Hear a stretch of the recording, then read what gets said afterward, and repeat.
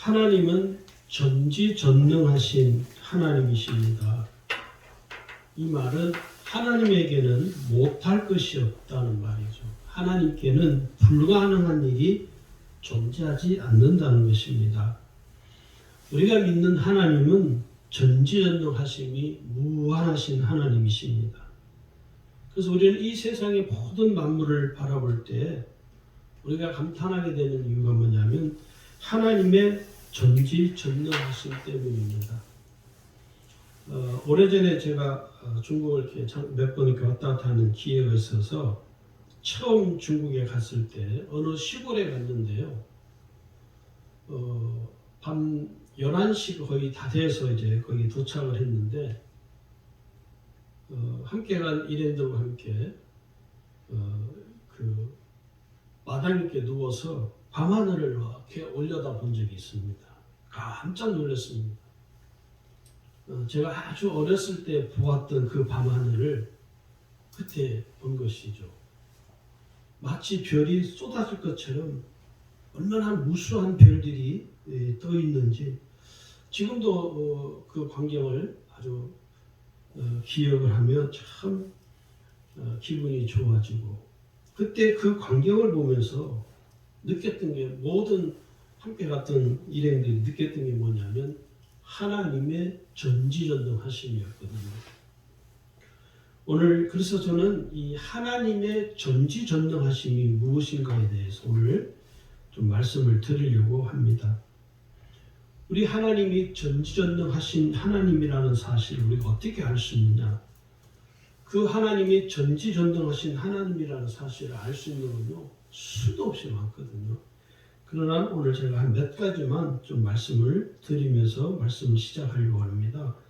첫 번째는요, 피조 세계를 통하여 하나님의 전지전능하심을 우리가 알 수 있습니다. 오늘 하나님께서 이 세상을 창조할 때 그 하나님께서 창조하신 그 첫 소절이 뭐냐면 창세기 1장 1절이죠. 그래서 이 창세기 1장 1절의 말씀이 성경의 시작이고 저는 끝이라고 봅니다. 여기 보면 태초에 하나님이 천지를 창조하시니라 이렇게 아주 심오한 뜻을 의미를 가지고 있죠. 거기 보면 하나님이 천지를 창조했다. 어떻게 창조했냐? 하나님의 전지전능하심으로 하나님이 이 세상을 창조했다는 것을 말씀하고 있는 것입니다. 특히 하나님께서 창조한 피조물 중에 인간을 통하여 하나님이 전능하시고 전지하다는 사실을 우리가 쉽게 알 수 있죠. 어느 그 다큐 프로에서 제가 본 적이 있는데 인간의 인체의 신비에 관해서 거기 나와서 과학자들이나 의사들이 그 인간의 인체가 얼마나 신비로운가 정말 이거는 신비롭다고 표현할 수밖에 없는 아주 그 작은 모세 혈관만 보더라도 그렇죠. 우리가 그 인간 인체의 신비를 그 인체를 보면서 야 하나님 어떻게 이렇게 그 세밀하게 정말 아주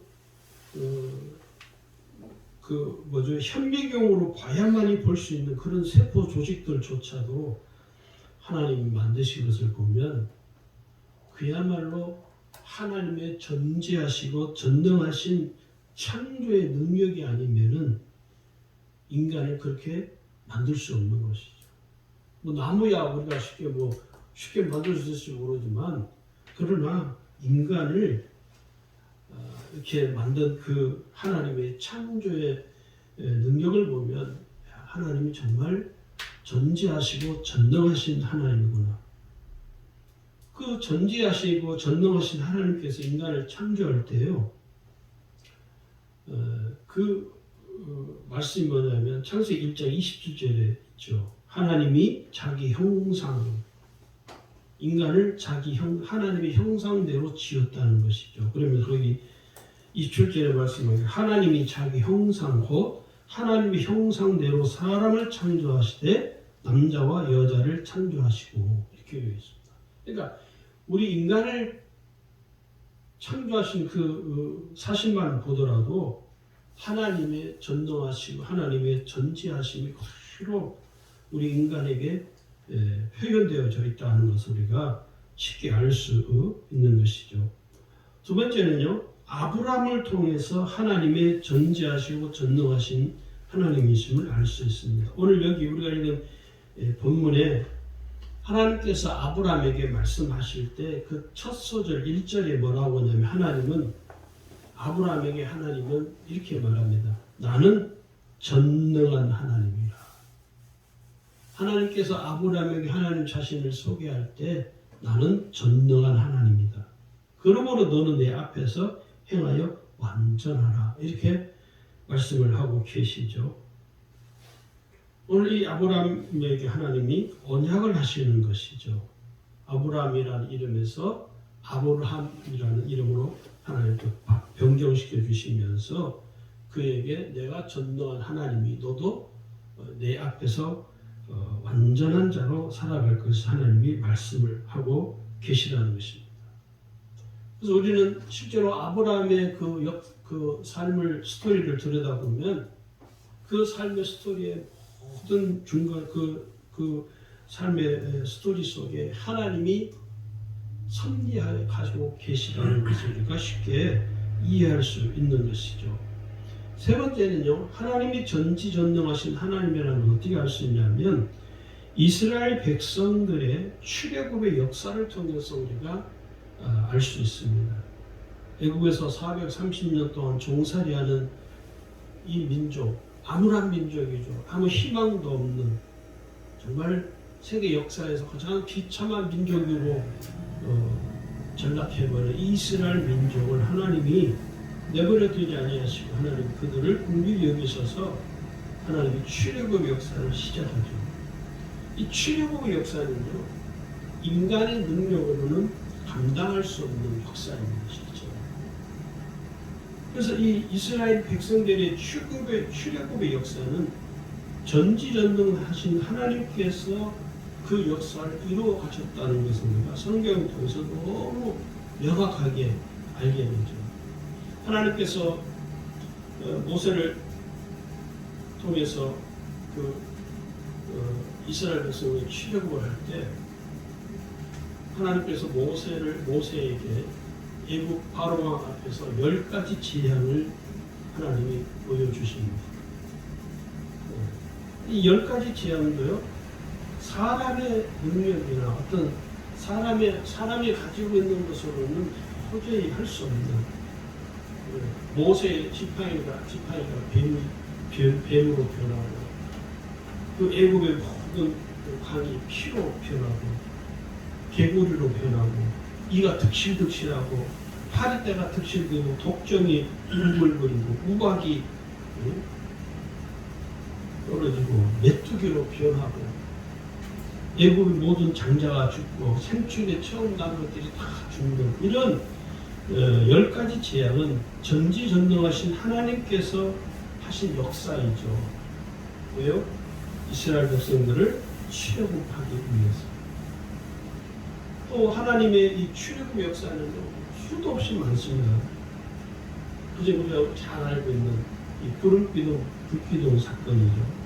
낮에는 하나님이 이스라엘 백성들을 구름기둥을 인도하시고 밤에는 습하고 춥기 때문에 불기둥을 하나님이 이스라엘 백성들 앞에서 떠나지 아니했다라고 이 출애굽기 13장 21절에 기록을 합니다.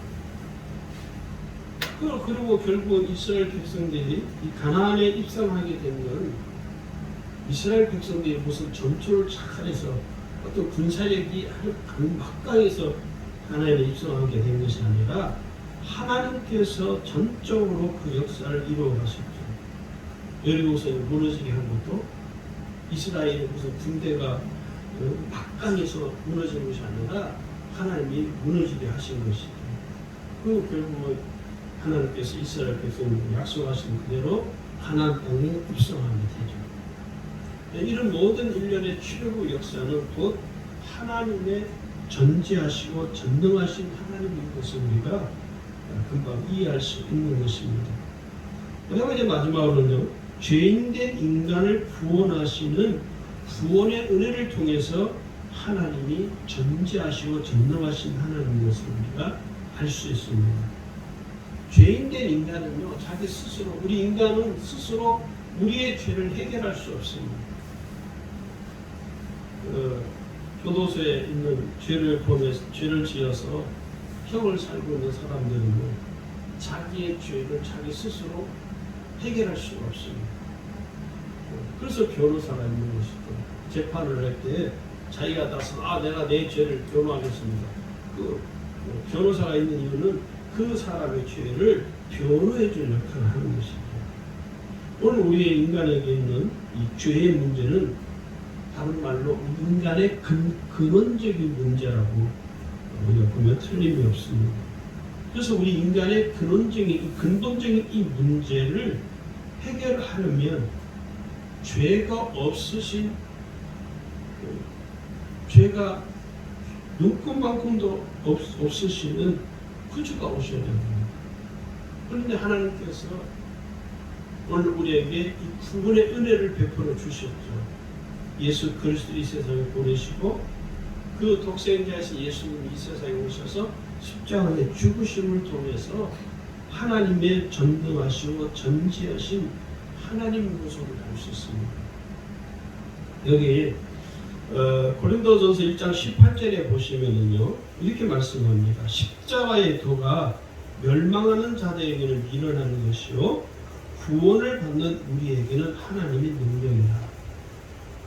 하나님께서 오늘 우리에게 구원의 은혜를 베풀어 주신 이 구원의 은혜는 하나님의 전지하심과 전능하신 하나님의 은혜라는 것이죠. 우리가 이것을 잊어버려서는 안 된다는 것입니다. 자, 그럼 우리가 이 온전한 신앙생활을 하려면 어떻게 해야 되느냐? 우리가 믿는 하나님이 전지하시고 전능하신데 우리가 온전한 신앙생활을 잘 하려면요, 첫 번째는 전지전능하신 하나님을 온전히 믿고 의지해야 합니다. 하나님은 못할 게 없으시니 우리가 이 세상에서 살아갈 때 우리 인간의 힘만으로 살아갈 수가 없습니다. 악한 것이기 때문에. 그러나 우리가 사는 이 세상에서 이 영적 세계가 우리 육신의 눈에 보이지 않기 때문에, 그래서 우리 인간의 힘만으로는 살아갈 수 없는 악한 것이죠. 왜 그러냐면 이 악한 사단은 할 수만 있는 대로 구원받은 성도들로 하여금 이 세상에서 낙심하게 하고 절망하게 만드는 것이 사단이 노리는 목적입니다. 많은 사람들로 하여금 삶이 절망하게, 지금 우리나라 대한민국만 보더라도 많은 사람들이 절망하잖아요. 대통령 이제 3개월 4월달인가요? 대통령 선거가 3월달인가 4월달인가 대통령 선거 얼마 남지 않는데 많은 사람들이 참 이 대한민국을 보면서 야, 대통령 할 사람이 이렇게 없나, 다 탄식하죠. 너무너무 탄식하고 절망하죠. 제 마음속에도 그런 마음이 생기더라고요. 과연 하나님은 어떤 사람을 이 나라의 대통령으로 세우실까? 내가 볼 때는, 인간적인 내 생각으로 볼 때는 과연 지금 이제 대통령이 되겠다고 나온 후보들을 이렇게 면면을 살펴보면 과연 저 사람이 대통령이 되면 이 나라 어떻게 될까? 저 사람이 대통령이 되면 이 나라는 어디로 갈까? 하는 생각하니까요, 마음에 낙심이 되고 절망이 되는 거예요. 너무너무 절망스러운 것이죠. 그런데 또 한편으로는요, 결국 우리가 대통령을 세우고 하는 것도 하나님이 세우시는 차원의 문제입니다. 불신자들은 이에 대해서 전혀 동의하지 않지만 우리 믿음을 가진 성도들은 결국은 우리가 하나님을 바라볼 수밖에 없는 것이, 왜요? 하나님이 전지전능하시니. 아멘. 하나님이 전지전능하시니까 하나님께서 이 나라를 불쌍히 여기셔서 하나님이 꼭 필요한 사람을 대통령으로 세웠으면 좋겠다. 그런 한편의 마음으로는 그런 마음이 들게 돼요. 그래서 어떤 마음이 드냐면 정말 특별히 대통령 선거를 위해서 진짜 기도 많이 해야겠구나. 먼저 믿은 성도들이 교회가 한국 교회가 어느 특정한 사람이 대통령 되기 위해서 기도하지 말고 하나님께서 세우고자 하는 사람이 꼭 대통령으로 세워지도록 이 나라가 더 이상 절망 가운데로 몰아가지 않도록 하나님 우리를 불쌍히 여겨달라고 기도해야 될 때가 오늘인 것, 지금이 아닌가 그런 생각이 듭니다. 왜냐하면 사단으로 하여금 우리로 하여금 자꾸 사단은 절망하게 만들고 이 대한민국에도 절망하게 만들고 봐라 너희 나라에 보잘것 뭐 있느냐 이런 마음이 들 때마다 우리로 하여금 낙심하게 하고 절망하게 할 때마다 우리가 굳건하게 이겨낼 수 있는 게 뭐냐면 하나님이 전지전능하신 하나님 계시니 우리가 그 하나님을 믿고 의지함으로 하나님께 이 문제도 우리가 맡길 수가 있는 것이죠. 욥기 42장에 보면요, 욥이 마지막 이제 회개하는 기도를 합니다. 욥이 이제 하나님 온전히 그의 삶을 회복시켜 주시고 욥이 회개한 후에 이렇게 욥이 하나님께 묻습니다. 욥기 42장 2절에 보면요. 저는 이 말씀이 참 우리도 붙들어야 할 말씀이라고 여겨져요. 거기 보면 주께서는 못하실 일이 없사오며 무슨 계획이든지 못 이루실 것이 없는 줄 아오니. 구 버전인 성경 개혁한 거에는요, 그 못하실 일이 없어가 아니라 거기에는요, 주께서는 무소불능하시며 이렇게 번역이 되어 있습니다. 저는 이 의미가 더 깊다고 봐요. 무소불능하신 하나님, 못할 것이 없으신 하나님. 하나님께는 못할 게 없죠. 하나님께는 불가능한 것이 없죠. 오늘 우리 스스로가 우리의 삶을 풍성하게 만들어 갈 수가 없습니다. 전지전능하신 하나님 믿고 의지하여 우리가 그 하나님을 완전히 의지하고 살아갈 때 오늘 저와 여러분의 삶이 풍성해질 수 있는 것이죠.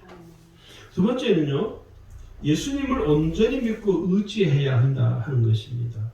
인간은 자기 스스로 해결할 수 있는 근본적인 문제를 안고 우리는 일평생 삽니다. 그래서 우리는 이미 예수를 믿었기 때문에 그 문제를 알잖아요. 그 문제가 어떤 문제를 가지고 있는 본질을 알고 있죠. 그러나 믿지 않는 사람들은 인간이 가지고 있는 근본적인 문제를 모른 채 사는 것이죠. 그 근본적인 문제가 바로 죄죠. 죄. 이 죄에 대해서 성경은 명확하게 뭐라고 말씀하냐면 죄의 싹은 사망이라 그렇게 정의를 내리고 있다는 것이죠. 그러면 오늘 우리는 근본적인 인간이 가지고 있는 이 죄의 문제 때문에 우리는 결국은 모든 인간은 죄를 범하였기 때문에 하나님의 영광에 이르지 못함으로 결국은 인간은 그 죄 때문에 멸망에 이르게 된다는 것입니다. 그런데 그 인간의 근본적인 그 고통을 그 문제를 해결해 주신 분이 우리가 잘 아는 것처럼 예수님이시죠. 우리가 예수님 믿는 것이 얼마나 감사하고 내가 예수님 믿는다는 것 자체가 우리에게 얼마나 귀한가를 우리는 너무 잘 아는 것이죠. 예수님이 죽으실 때 요한복음에 보면요, 다 이루었다 이렇게 말씀하죠. 헬라어로 탈레오스라는 단어인데 하나님의 뜻을 다 이루었다는 거죠. 인간이 가지고 있는 근본적인 문제, 인간이 해결할 수 있는 그 문제를 예수님이 십자가에 죽으심으로 다 해결하셨다는 것이죠. 자, 이것이 오늘 우리에게 있어서 그것이 곧 기쁜 소식, 굿뉴스, 복음이 되는 것입니다. 세 번째는요, 담대한 믿음으로 살아야 됩니다. 이 세상에서 우리가 홀로 사는 건 매우 두려운 일입니다. 구원받은 성도는 홀로 사는 삶이 아니죠. 전지전능하신 하나님께서 함께 하시는 겁니다. 하나님 나와 함께 하시는 거죠. 그러니 우리가 담대한 믿음으로 살아갈 수 있는 것이죠. 하나님께서 여호수아에게 말씀하기를 너는 담대하라. 왜요? 내가 너와 함께 할 것이다. 하나님이 여호수아에게 주신 말씀 중에 가장 핵심 키워드가 뭐냐? 내가 너와 함께 할 것이다. 오늘 저와 여러분의 삶에도 하나님이 항상 함께 하십니다. 다윗을 보면요, 다윗이 사울 왕으로부터 생명의 위협을 당하며 도망다니는 신세로 전락하였지만 다윗은요 믿음이 담대했습니다. 왜 그러냐면 하나님이 함께한다고 약속을 하셨어요. 그래서 이 시편에 전체 시편을 다윗이 쓰지는 않았지만 다윗이 쓴 시편을 이렇게 면면히 자세히 보면요 항상 다윗이 주구장창 강조하는 게 뭐냐면 하나님은 나의 힘이시요 하나님은 나의 도움이시요 하나님은 나의 요새이시요 하나님은 나의 피할 바위십니다. 하나님은 나의 산성이십니다.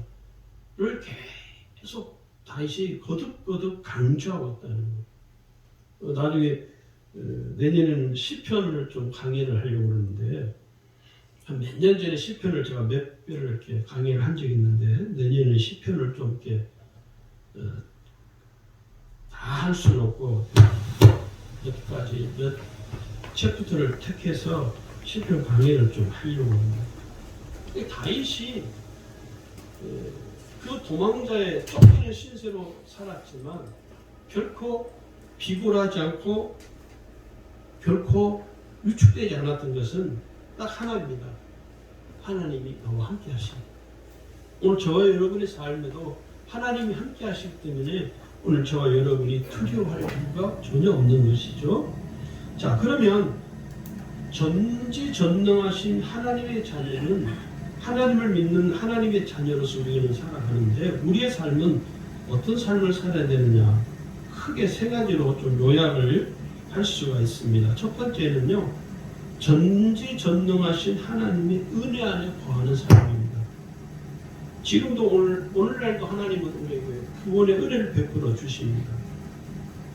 그래서 그 하나님의 은혜는 부족하거나 모자라지 않는 것이죠.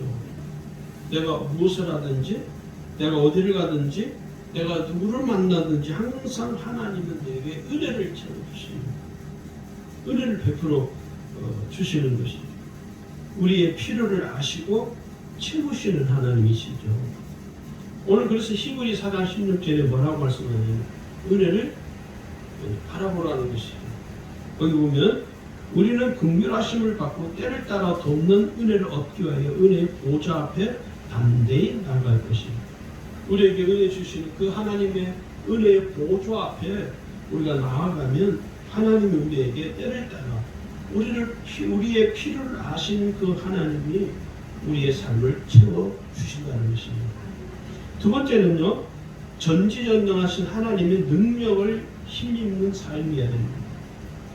왜냐하면 오늘 구원받은 성도는요, 이 세상에 속한 것을 붙잡고 이 세상에 속한 것으로 사는 사람이 아니라 전지전능하신 하나님의 능력을 의지하는 삶을 사는 사람들입니다. 여러분, 이 세상에 속한 것들은 언젠가 사라집니다.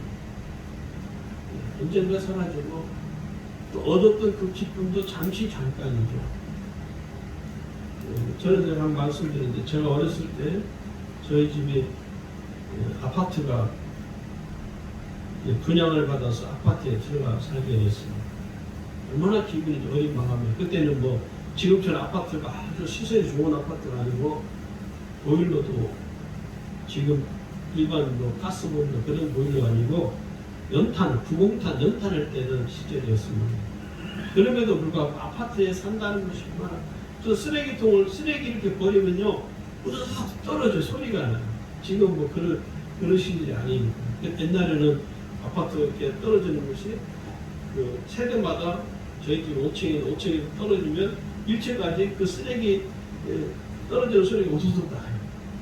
그렇게 아파트가 요즘 비하고 막 보잘것없는. 근데 어렸을 때 그 중학교 1학년 때 그 아파트에 사는 그렇게 기분이 좋고, 야, 우리 집 아파트가 친구들한테 막 자랑하고, 내가 그 아파트가 그 도시에서는 생긴 지 얼마 안 된 아파트였거든요. 근데요, 그 기쁨이 약 한 달 정도 가요. 그 아파트에 사는 기쁨이 잠시 잠깐 한 달 정도 누리다가 그다음부터는 감각이 없어져요. 이 세상에 속한 것들은 언젠가는 다 사라지는 것들이라는 것이죠. 그런데 우리는 이 세상에 속한 것들을 따라 살지 아니하고 우리가 사는 삶은 전지전능하신 하나님을 우리가 믿는 삶입니다. 그 하나님은 영원히 살아 계심으로 오늘 지금도 앞으로 2000년 후에도 그 하나님은 역사하십니다. 오늘 여기 빌립보 4장 13절에 말씀하는 것처럼 내 힘과 내 능력으로는 아무것도 할 수 없지만 내게 능력 주시는 자 안에서 내가 모든 것을 할 수 있다는 믿음을 우리가 지녀야 됩니다. 내게 능력 주시는 자 안에서 내가 모든 것을 할 수 있느니라. 그 다음에 세 번째 마지막으로는요, 전지전능하신 하나님께서 항상 나와 함께 하십니다. 하나님은 나를 한 번도 떠나신 적이 없죠.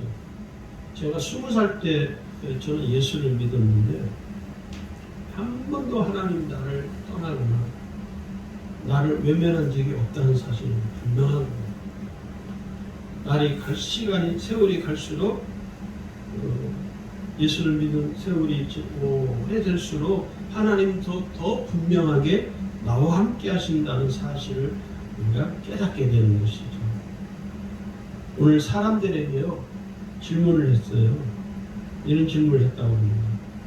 언제가 가장 불행하다고 생각합니까? 라고 질문했을 때 대부분 사람들이 대답하기를 자신이 이 세상에 홀로 남겨진 것을 느낄 때 가장 불행하다고 여긴다는 거예요.